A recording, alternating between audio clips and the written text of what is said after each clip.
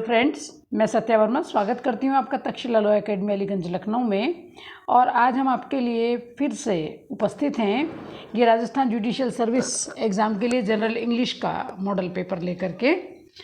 और चलिए बिना एक भी पल गंवाए हम इसको प्रारंभ करते हैं।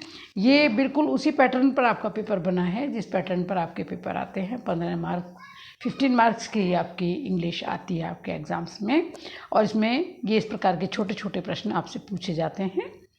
ठीक है, चलिए प्रारंभ करते हैं। यूज़ एन एप्रोप्रिएट, ये पहला क्वेश्चन है। परिपोजिशन, डू नॉट, ये वाक्य है। Do not intrude, they are talking, और बीच में ब्लैंक है। अ कॉन्फिडेंशियल मैटर, और इसमें 4 ऑप्शन इन्होंने दिए हैं। ऑन, फॉर, ओवर, इन, तो इसमें आएगा ओवर। मतलब उनको बीच में इंटरप्टेड में वो कहते हैं ना, मतलब बाधा डालना किसी की बात में। बीच में कई लोगों को आदत होती है ना कि कुछ लोग भी बात कर रहे हो तो अपने आप बीच में बोलना शुरू कर देते हैं। उन्होंने कहा कि वे जो हैं किसी कॉन्फिडेंशियल, किसी गोपनीय मैटर पर, किसी गोपनीय विषय पर बातचीत कर रहे हैं, तो यहाँ पर आएगा ओवर। चलिए नेक्स्ट है। Complete the sentence with most appropriate phrasal verb. A man of weight, a man of weight, और इसके 4 ऑप्शन हैं। A fat person, two truthful and trustworthy man, और सी है अ मैन ऑफ इम्पोर्टेंस, और चौथा है अ notorious man, और इसमें आएगा आपका ए मैन ऑफ इम्पोर्टेंस। आप समझ सकते हैं इसको। ए मैन ऑफ वेट का मतलब है, मतलब फैट पर्सन नहीं है वो। कहते हैं, जैसे कहते हैं ना कि इसकी बात में वज़न है, इसकी बात में वज़न है, मतलब इसकी बात महत्वपूर्ण है, सही है, तो ये उसी से मतलब है। अ मैन ऑफ इम्पोर्टेंस, जिस व्यक्ति की महत्ता हो, महत्वपूर्ण व्यक्ति। चलिए नेक्स्ट है। Fill an appropriate phrase, life has its, और इसमें 4 ऑप्शन है।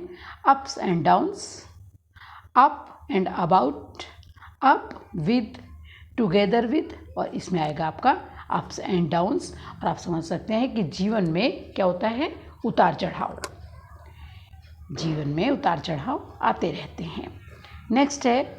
Choose the correct form of the verb. What, फिर बीच में ब्लैंक है, और डू को आपको इसमें डू जो है, जो वर्ब की फॉर्म है, उसी का रूप सही कौन सा है वो बताना है आपको।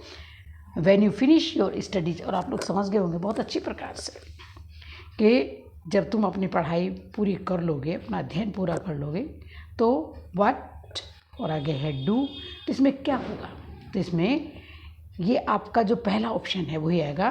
व्हाट विल यू डू, तुम क्या करोगे। व्हाट विल यू डू, तुम क्या करोगे। When you finish your studies, do you do नहीं आएगा, प्रेजेंट टेंस का है। वर यू डूइंग, ये तो बिल्कुल गलत है, भाई तुम क्या कर रहे थे, ये तो हो ही नहीं सकता। डिड यू डू, ये भी नहीं आएगा, ये पास्ट टेंस में हो गया, जबकि हमें बात करनी है फ्यूचर की। तुम क्या करोगे। Fill with suitable determiner, I don't think she can walk, और ब्लैंक है फर्दर। और इसमें 4 ऑप्शन है। More, very, any, little. I don't think she can walk, और इसमें क्या आना चाहिए। इसमें बच्चों आप मोर भी लगा सकते हैं कि वह और अधिक आगे चल सकती है। ठीक है, और आगे चल सकती है। आई डोंट थिंक, मैं नहीं सोच सकता कि शी कैन वॉक, वह और आगे चल सकती है। तो इसमें आप मोर भी लगा सकते हैं, आप इसमें एनी भी लगा सकते हैं। ठीक है, चलिए आगे चलते हैं। ये है choose correct passive voice. I remember them taking me to the court, और इसमें भी 4 ऑप्शन है। I remember being taken to the court by them. Next, I was taken to the court by them. I remember that they took me to the court.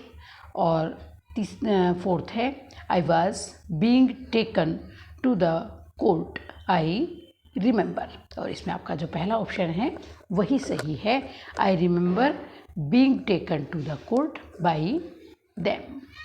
क्योंकि आप समझ सकते हैं कि जहाँ पर ing लगी वर्ब की फॉर्म आएगी एक्टिव वॉइस में, तो पैसिव में आपको बीइंग लगाना ही लगाना है. चलिए नेक्स्ट 7th क्वेश्चन है, चूज़ द करेक्ट आंसर. 3 और 4, और ये बहुत ही इजी है लेकिन थोड़ा सा चक्कर में डालने वाला है. 3 और 4 आगे blank are sitting on chairs, और यहाँ पर 4 ऑप्शन मैन, मेंस, मैन या मेंस. और इसमें कौन सा ऑप्शन सही है? इसमें ऑप्शन सी, क्योंकि मैन का जो आपका प्लूरल होगा वो MEN होगा, मैन. ठीक है. ऐसे ही वीमेन जब आप लिखते हैं तो वुमेन का भी MAN के बजाय WOMAN के बाद WOMEN, ये प्लूरल उसका बन जाएगा. चलिए आगे. Choose the most appropriate option. There were, फिर इसमें ब्लैंक है. People at the game than expected, और इसमें आप बहुधा गलती होती है, हमसे भी होती है कि इसमें हम यहाँ मैनी लगाएंगे. भाई पीपल है तो मैनी आना चाहिए, लेकिन नहीं, यहाँ पर आएगा मोर, क्योंकि आगे देन भी लगा हुआ है और देन के साथ में मोर ही लगाएंगे, मैनी नहीं लगाते हैं. चलिए नेक्स्ट है, mark the correct synonym of contrary. और कॉन्ट्रेरी आप समझ रहे होंगे बहुत अच्छे से. ये पहले है कंडेमनेबल, एंग्री, अपोजिट, डेंजर. और इस कॉन्ट्रेरी का जो अपोजिट है, सॉरी मैं अपोजिट खुद ही बोल रही हूँ, इसका जो सिनोनिम है वो अपोजिट ही है. चलिए choose the correct answer. Call the first witness, said the जज. चलिए, द जज asked for calling first witness, या तो द जज commanded them to call the first witness, the जज said to call the first witness, the जज requested to call first witness. और इसमें आप जैसा समझ सकते हैं कि इसमें कमांडेड आएगा, क्योंकि जज ने आदेश दिया है. जज आदेश देता है, जज ना रिक्वेस्ट करता है ना कहता है, वो क्या करता है, आदेश देता है. तो इसमें रिपोर्टिंग वर्ब में जो है ये कॉल द जज, इसमें आएगा जज commanded them to call the first witness. चलिए आगे चलते हैं, और ये है choose the correct answer. I, और ये बीच में ब्लैंक है. Imagine why he joined home guard. ठीक है, तो इसमें क्या आना चाहिए? शुड नोट आएगा, मस्ट नोट आएगा, मे नोट आएगा या कैन नोट आएगा. और इसमें आप जैसा कि आप देख रहे हैं, आई कैन नोट इमेजिन, मैं कल्पना नहीं कर सकता Y he joined home guard. ठीक है, कि वह होम गार्ड में भर्ती क्यों हुआ. शी हैज़, नेक्स्ट क्वेश्चन है, she has missed several days of school and now she is blank in her homework. और इसमें 4 ऑप्शन है इसके भी. Picking up, turning out, falling behind या टेलिंग ऑफ. और इसमें आएगा फॉलिंग बिहाइंड, मतलब क्योंकि उसने बहुत सारी क्लास जो है मिस की हैं, तो इसलिए वो जो है होमवर्क में पिछड़ गई है. ठीक है, तो आगे चलते हैं. Correct meaning of to come to light, to illuminate, to reveal, to show hidden power, to begin the day. और इसका जो सही बिल्कुल कहना चाहिए आपका सटीक इसका मैच है वो है to reveal. To come to light का मतलब होता है किसी बात को प्रकट करना, लोगों के सामने सत्य लेकर आना, तो इसमें आएगा टू रिवील। बाकी तीनों ऑप्शन इसके रॉन्ग हैं। Choose correct answer. He did not need, और इसमें भी 4 ऑप्शन हैं। Lot of helps, many helps, much help, much helping, और इसमें जो इनका है तीसरा ऑप्शन सही है, मच हेल्प इसमें आएगा। ही डिड नॉट नीड, उसे आवश्यकता नहीं है, मच हेल्प अधिक मदद की।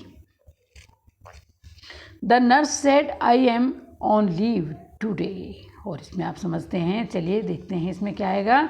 The nurse said that I am on leave that day, the nurse said that she is on leave today, the nurse said that she has been on leave today, the nurse said that she was on a leave that day. और जैसा कि आप समझ सकते हैं, ये 4th वाला जो आपका ऑप्शन है, यही आपके इस करेक्ट इसकी वो है, क्या नाम है, इनडायरेक्ट स्पीच है, क्योंकि नर्स ने कहा आई एम ऑन लीव टुडे, और आपको पता है कि जहाँ पर इस प्रकार से आपकी रिपोर्टिंग जो वर्ब है वो पास्ट टेंस में होती है, तो अंदर भी हमें जो रिपोर्टेड वर्ब है उसको पास्ट टेंस में ही चेंज करना होता है। आई जो इसका कहना चाहिए प्रोनाउन है वो नर्स के अनुसार चेंज होएगा, शी हो जाएगा, दैट कंजंक्शन से इसको जोड़ेंगे, द नर्स सेड दैट।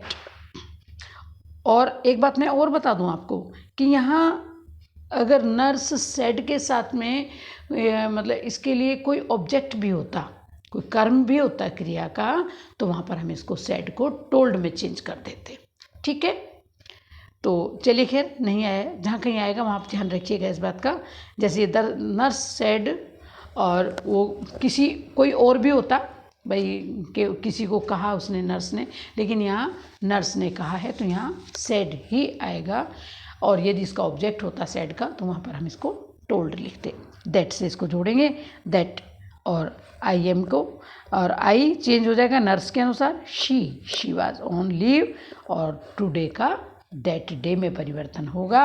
और ये आपका प्रश्न पत्र यहीं पर समाप्त होता है। मैं समझती हूँ कि ये आपको अच्छा लगेगा और इसे आप अच्छे से तैयार करिए। आगे भी हम आपके लिए और इसी प्रकार के प्रश्न पत्र बना करके भेजेंगे। चलिए, आपके लिए भाई आने वाली जो भी परीक्षा है आपकी प्रतियोगी परीक्षा, उसमें आप सफल हों, इसी शुभकामना के साथ धन्यवाद।